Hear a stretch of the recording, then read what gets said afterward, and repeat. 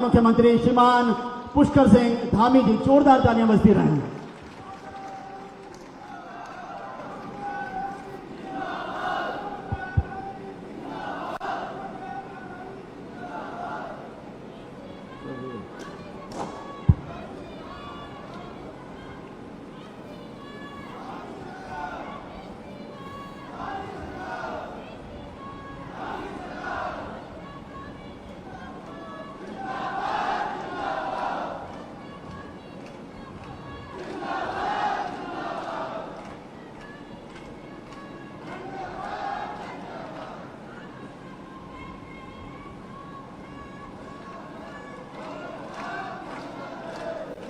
चलिए हो गया।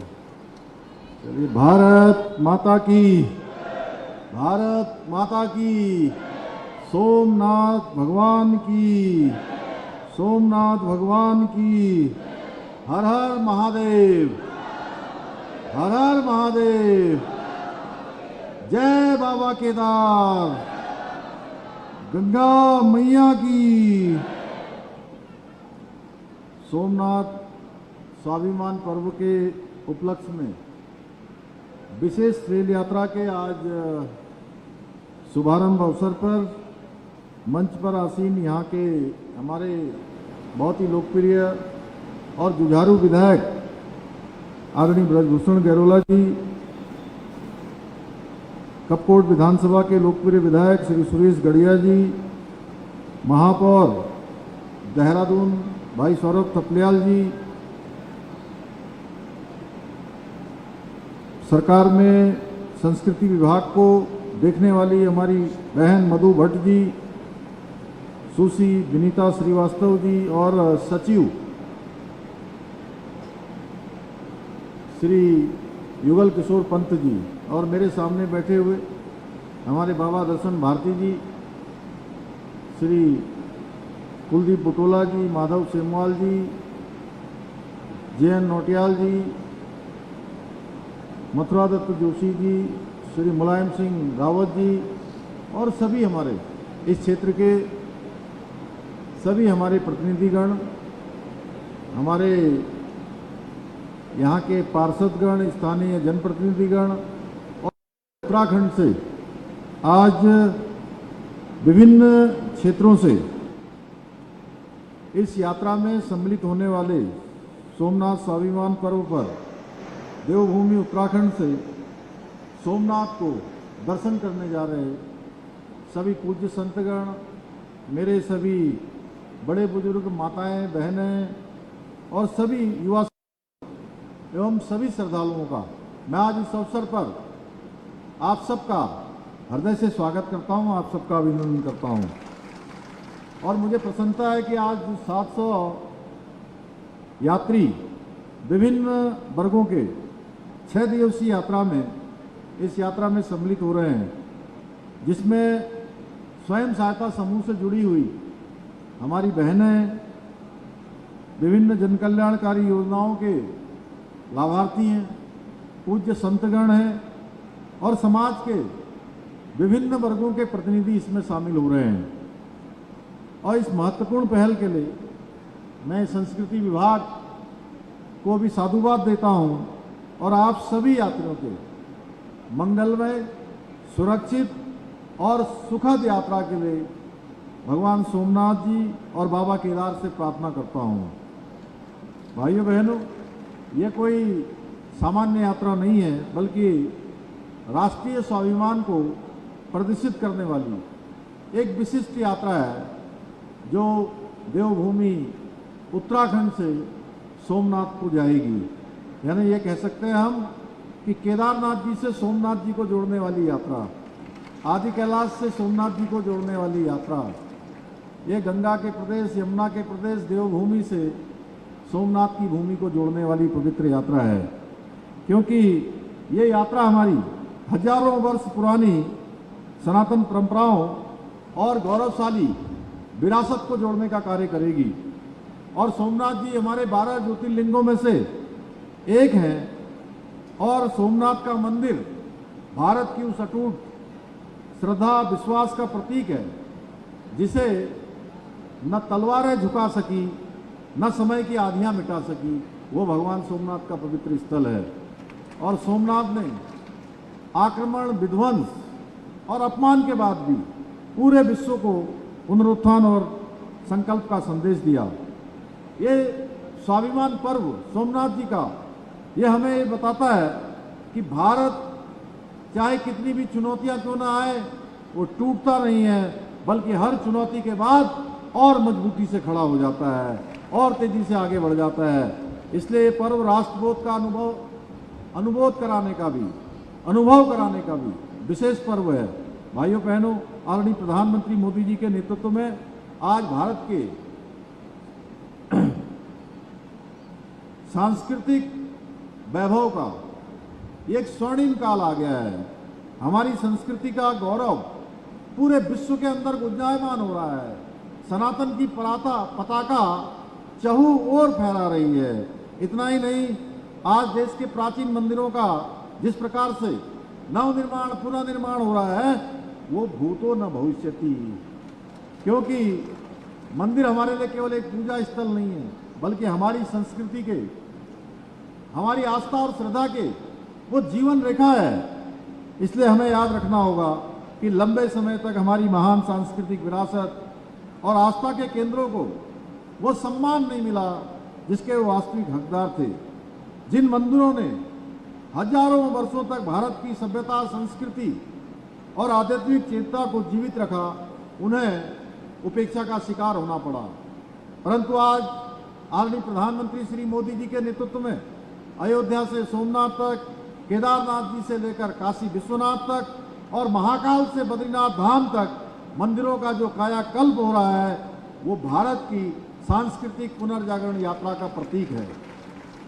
पहले मंदिरों के अस्तित्व पर आप सबको याद होगा, एक समय भारत के मंदिरों पर, उनके अस्तित्व पर, सम्मान पर प्रश्न चिन्ह उठाए जाते थे।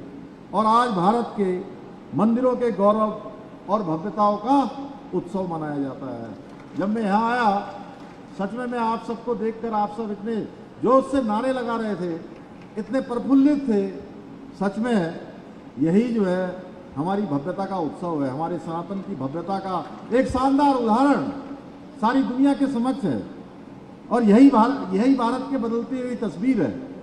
भाइयों बहनों, आदरणीय प्रधानमंत्री जी की प्रेरणा से हमारी सरकार भी देवभूमि को विश्व की आध्यात्मिक राजधानी बनाने के लिए और उसको उस दिशा में स्थापित करने के लिए निरंतर कार्य कर रही है। जहां हम केदारखंड, माधवखंड के सभी मंदिरों के सौंदर्यीकरण के लिए, उनके विस्तारीकरण के लिए काम कर रहे हैं, वहीं यही देहरादून के हरिपुर कालसी में यमुना तीर्थ स्थल के पुनरुद्धार का कार्य बहुत तेजी से आगे बढ़ रहा है। इसके अलावा हरिद्वार, ऋषिकेश में गंगा कॉरिडोर के निर्माण का कार्य भी तेजी से चल रहा है। भाइयों बहनों, हमने भारतीय संस्कृति और दर्शन और इतिहास के गहन अध्ययन के लिए, शोध के लिए दून विश्वविद्यालय में सेंटर फॉर हिंदी स्टडीज की स्थापना की है। हमारी सरकार देवभूमि उत्तराखंड के सांस्कृतिक और डेमोग्राफी को संरक्षित करने के लिए भी पूरी तरह से संकल्पबद्ध होकर काम कर रही है। हमारी सरकार ने सत्ता में आते ही ये तय किया था कि देवभूमि के मूल स्वरूप के साथ किसी भी प्रकार की जो छेड़छाड़ करेगा, उसके खिलाफ हम कठोर कार्रवाई करेंगे। इसी संकल्प के तहत हमने प्रदेश में सख्त धर्मांतरण विरोधी कानून बनाया, सख्त दंगारोधी कानून लागू किया, ताकि कोई भी ताकत समाज को तोड़ने का दुस्साहस न कर सके। लैंड जिहाद, लव जिहाद, मजार जिहाद और थूक जिहाद जैसी राष्ट्र विरोधी और समाज विरोधी मानसिकताओं के खिलाफ न केवल हमने कानून बनाया, बल्कि सख्त से सख्त कार्रवाई भी सुनिश्चित की है। लैंड जिहाद के खिलाफ हमने पूरे प्रदेश के अंदर अभियान चलाकर 13,000 एकड़ से भी अधिक सरकारी जमीनों को इन लैंड जिहाद से मुक्त कराने का काम किया है। लैंड जिहादियों के पंजे से इसको मुक्त कराया है। और ये सिर्फ अतिक्रमण हटाने की कार्रवाई नहीं है, बल्कि देवभूमि की पवित्रता और सांस्कृतिक पहचान की रक्षा का अभियान है। इसके अलावा हमने प्रदेश में पूरे देश के अंदर सबसे पहले समान नागरिक संहिता का कानून लागू करके ये साफ कर दिया कि उत्तराखंड में अब अलग अलग कानून नहीं चलेंगे, बल्कि देवभूमि उत्तराखंड में निवास करने वालों के लिए सबके लिए एक समान कानून लागू होगा। भाइयों बहनों, कुछ लोग मदरसों की आड़ में बच्चों के भविष्य के साथ खिलवाड़ कर रहे थे। हमने बिना किसी दबाव में आए, बिना किसी राजनीतिक नफे नुकसान की परवाह करते हुए 250 से भी अधिक ऐसे मदरसों को ताला लगाने का काम किया है। और शिक्षा के नाम पर, क्योंकि हम देवभूमि में शिक्षा के नाम पर किसी भी प्रकार का कोई षड्यंत्र बर्दाश्त नहीं कर सकते हैं। इतना ही नहीं, हमने राज्य में मदरसा बोर्ड समाप्त करके अल्पसंख्यक संख्या का पहली बार देश में सबसे पहले प्राधिकरण बनाने का भी काम किया है, जो ये सुनिश्चित करेगा कि शिक्षा राष्ट्र निर्माण का माध्यम बने, न कि कट्टरता का। भाइयों बहनों, हमारा संकल्प है कि उत्तराखंड ऐसा राज्य बने जहां आधुनिकता और सनातन संस्कृति दोनों साथ साथ आगे बढ़े हैं। और इस लक्ष्य की प्राप्ति के लिए हम अपने विकल्प रहित संकल्प के साथ निरंतर कार्य कर रहे हैं। और हमारा संकल्प ऐसा है जिसमें कोई विकल्प नहीं है भाइयों बहनों, क्योंकि उस संकल्प में देवभूमि उत्तराखंड का एक एक जनगण मन और उसकी संकल्प की शक्ति शामिल है। और मुझे पूरा विश्वास है आप सभी के आशीर्वाद और सहयोग से हम अपने इस लक्ष्य में अवश्य सफल होंगे। भाइयों बहनों, आज के इस अवसर पर मैं आप सभी यात्रियों से, सभी श्रद्धालुओं से यह आग्रह करता हूं कि आप जहां भी जाएं, देवभूमि उत्तराखंड की यहाँ की जो संस्कृति है, यहाँ के जो संस्कार हैं और अतिथि देवो भव, इसकी भावना का प्रतिनिधित्व करें। ये झलकना चाहिए कि आप सब देवभूमि उत्तराखंड से आए हैं। और देवभूमि उत्तराखंड के बारे में आप स्वयं देखिएगा, जब आप जाएंगे, जैसे ही आप बताएंगे कि हम उत्तराखंड से आए हैं, तो आपके सामने वाले के आपको देखने के भाव बदल जाएंगे। उसके मन में, उसके विचार में, उसके चेहरे पर एक श्रद्धा का भाव दिखने लगेगा कि ये देवों के सबसे नजदीक के लोग आए हैं। ये अच्छे होंगे, सच्चे होंगे, श्रद्धावान होंगे, आस्तिक होंगे और सनातन को मानने वाले होंगे। और सनातन क्या है? सनातन की अगर मैं परिभाषा की बात करूं, बहुत सारे लोग आज इस अवसर पर मैं ये भी कहना चाहता हूं कि आपने देखा होगा कई बार, बार बार कोई कहता था सनातन वायरल है, कोई कहता था सनातन डेंगू है।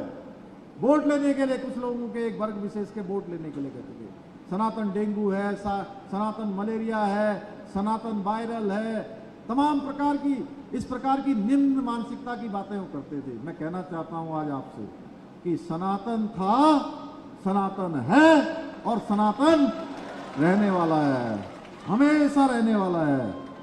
क्योंकि आप सब अतिथि देवो भव, देवभूमि की जो पहचान है, देवभूमि की संस्कृति है, वो पूरे भारत के अंदर ले जाने का काम आप सबके माध्यम से होगा।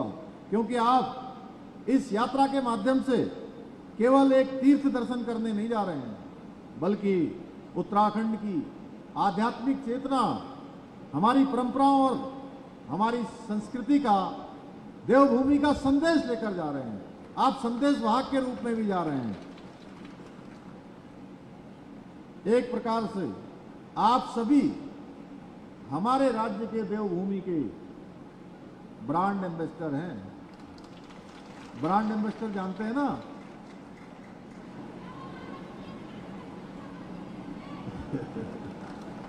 इसलिए अपने आचार से, विचार से, व्यवहार से, अपनी सादगी से, अपनी सच्चाई से, अपनी ईमानदारी से, अपनी सरलता से आपने सभी ने अपनी यात्रा के दौरान विशेष ध्यान रखना होगा। इन्हीं शब्दों के साथ आप सभी को एक बार फिर से आपकी सुखद, सुरक्षित, सुगम यात्रा के लिए, मंगलमय यात्रा के लिए शुभकामनाएं देते हुए मैं अपनी बात समाप्त करता हूं। धन्यवाद।